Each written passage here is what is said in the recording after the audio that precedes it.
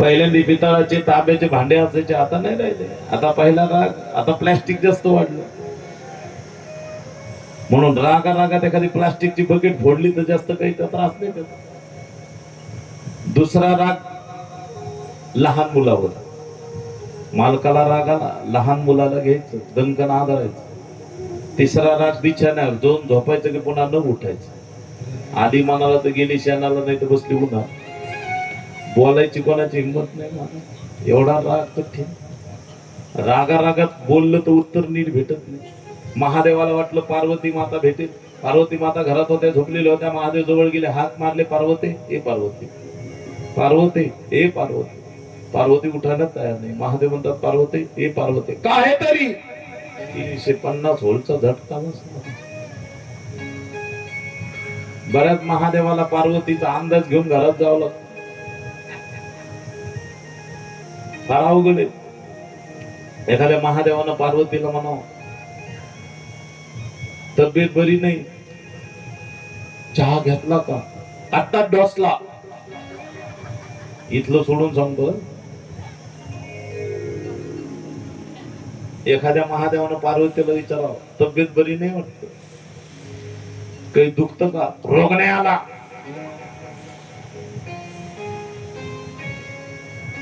काय कौतुक सांगा महाराज. यांना तेव्हाच खुणा पडतात म्हणून हे हसतात बरं का.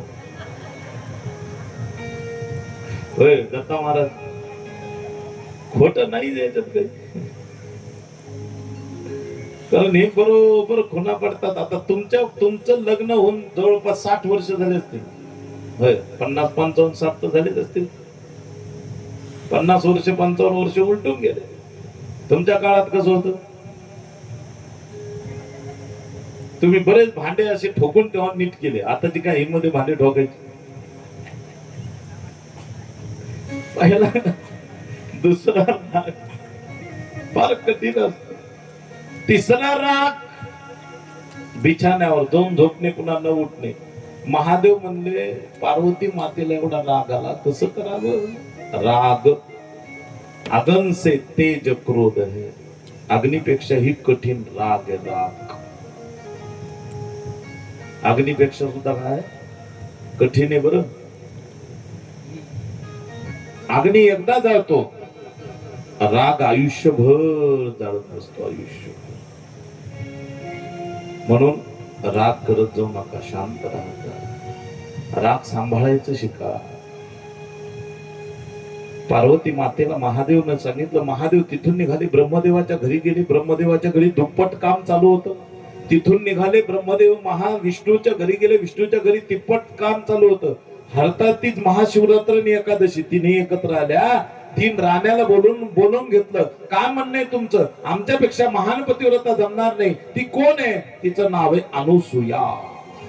तिचं सत्व हरण करून आणा असं म्हटल्या गेले. आणि अनुसूयेच्या मातेचं सत्व हरण करण्याकरता जाणारे 3 देव त्रिपुंडी गंध लावला, भस्म अंगावर लावलं, रुद्राक्षाच्या माळा घातल्या आणि भिक्षा मागत मागत अनुसूयेच्या दारात गेले. भिक्षा माग, भिक्षा दे दो मैया अनुसूया, जोगी खड़ा तेरे द्वार मैया अनुसूया, भिक्षा दे दो. दिगंबरा दिगंबरा श्रीपाद वल्लभ दिगंबरा, दिगंबरा श्रीपाद वल्लभ दिगंबरा, श्रीपाद वल्लभ दिगंबरा, श्रीपाद वल्लभ दिगंबरा, दिगंबरा दिगंबरा श्रीपाद वल्लभ दिगंबरा.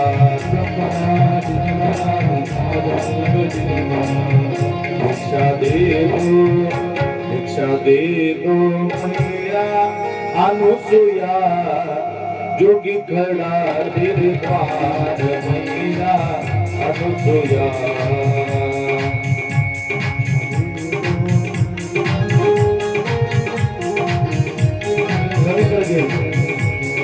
कमी कर माझ्या जोगी खड़ा तेरे द्वार मैया अनुसूया.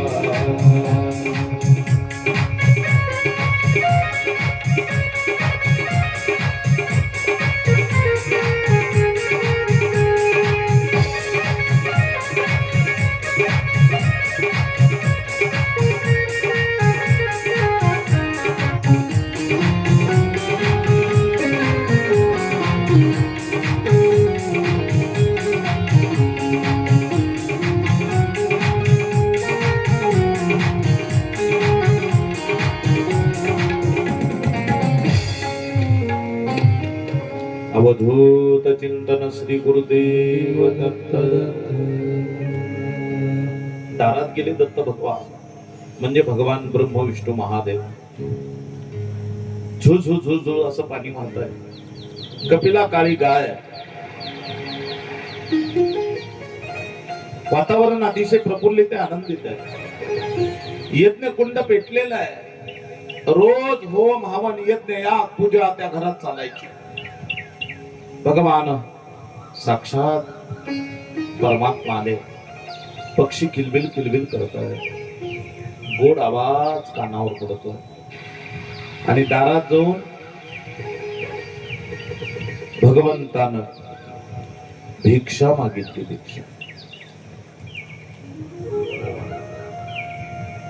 भिक्षा मागितली आणि दारात जाऊन मागणं मागितलं. ओम भवती भिक्षा. मैया भिक्षा चाहिए. तेरे इस द्वार से जा रहे हैं. दोपहर का वक्त है. हमारी भोजन की व्यवस्था हो तो हम बहुत बढ़िया. हमें भोजन करना है मैया. दोपहर का वक्त है. जब खाना भोजन होने के बाद बर्तन धो के रखे वाले होते हैं, जेव्हा भांडे धुवून ठेवले जातात त्या वेळेला गेले जेवायला मागतात. मुद्दाम वेळ चुकवून आम्हाला जेवायचंय. या महाराज भोजन तयार आहे, स्वयंपाक तयार आहे असं म्हटल्याबरोबर दारात गेले भिक्षा मागतायत आणि मागून त्याला हाक मारतायत.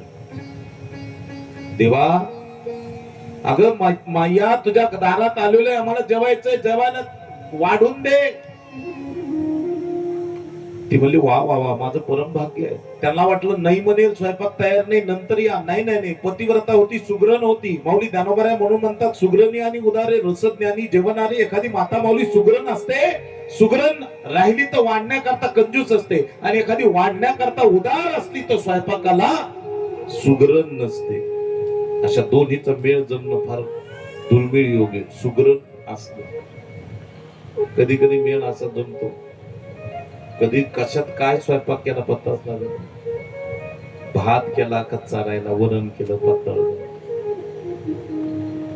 एकाच भाताचे 3 प्रकार होतात. वर तांदूळवाडी, मधल्या बाजूला चिखलवाडी, खालच्या बाजूला करपटवाडी. अशा 3 वाड्या एका भातात. असा भात जर करायचं म्हणलं ना तर कौतुक वाटत. असा कोणालाच जमत नाही. तिचा मेकअप करायला त्याला 1-1 तास लागतो, आणि स्वयंपाक करायचं म्हणल्यावर सगळा धिंगाणा. इथलं सोडून सांगतो, इथल्या फार चांगल्या बिचाऱ्या 2-4 दिवसाकरता भलत्याच चांगल्या. आणि ज्या घरात आम्ही राहतो त्या घरातल्या तर भलत्या सुग्रण.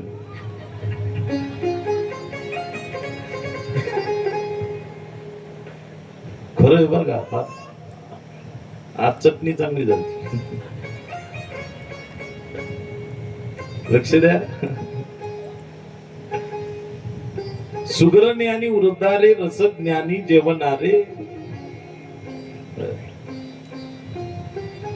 फार गोड पदार्थ आहे, फार सुंदर आहे, फार पवित्रता आहे. ज्या घरामध्ये पवित्रता आहे, ज्या घरामध्ये राहणं आहे, ज्या घरामध्ये अन्नदान आहे, ज्या घरामध्ये माता माऊली उदार अंतकरणानं प्रसन्न अन्नपूर्णासारखी स्वयंपाक करते, त्या घरामध्ये कधीही महाराज अतिथी उपाशी जाणार नाही. ज्या घरातून अतिथी उपास जाणार नाही त्या घरामध्ये अन्नपूर्णा भरून उरल्याशिवाय राहत नाही. लक्षात ठेवा.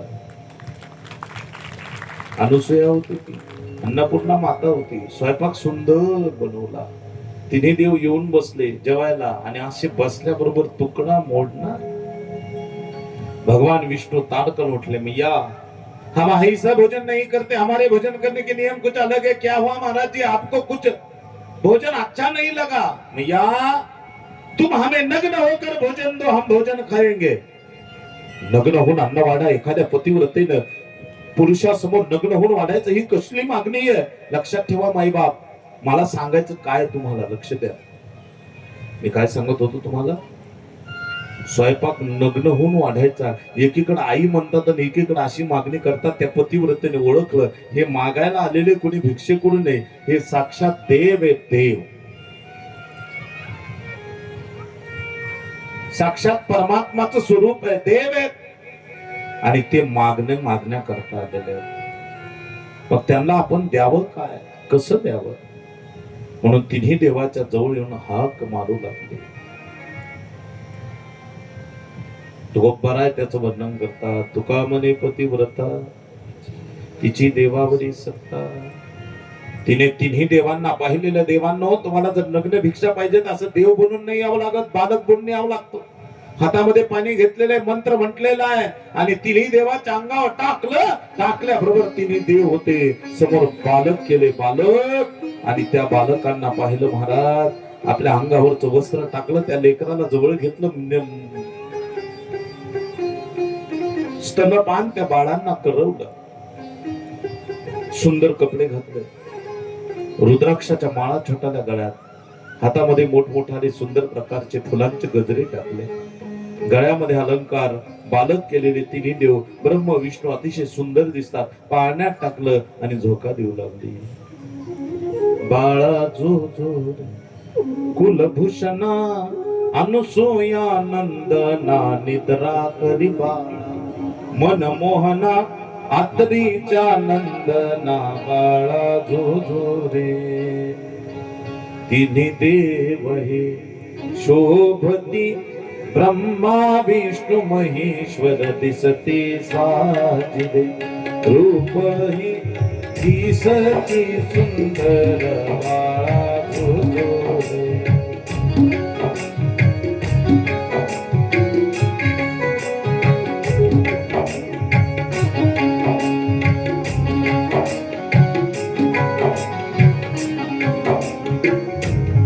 आले भिक्षेला द्वारासी, अनुसूये फाशी मागती भिक्षेला भोजनासी, बैसले पंथीसी बाळा जो जो रे. कुलभूषणा अनुसूया नंदना निद्रा करी बाळा, मनमोहना आतरीच्या नंदना बाळा जो जो रे.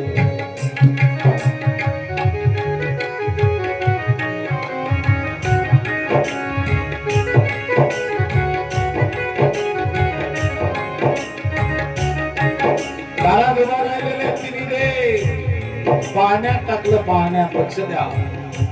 आणि 4 महिने चातुर्मास देवानं तिथे घातलंय. 4 महिने चातुर्मास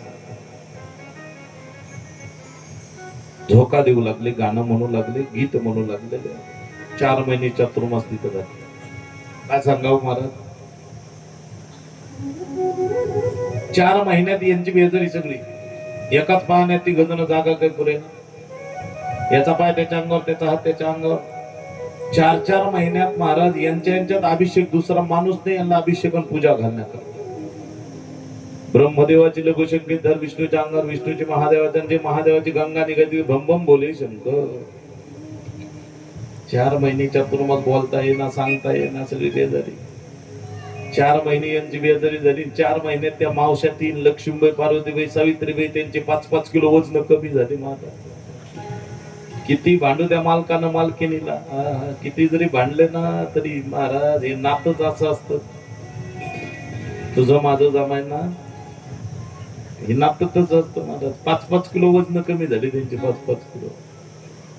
लक्ष्मीबाई, पार्वतीबाई, सावित्रीबाई. लक्ष्मीबाई निघाल्या पार्वती माईकडे, सावित्रीबाई निघाल्या पार्वती माईकडे. पार्वती माय आमचे मालक पाहिले का? पार्वती माय म्हणले आमच्याच मालकाचा पत्ता दे, तुमच्या मालकाला कुठं पाहू? उग भोळा शंकर कोणाचं ऐकत नसते, तुमचं ऐकून जे बोलले जे गेलं अजूनही आहे ना. असा ग कसा बाई माझा भोळा.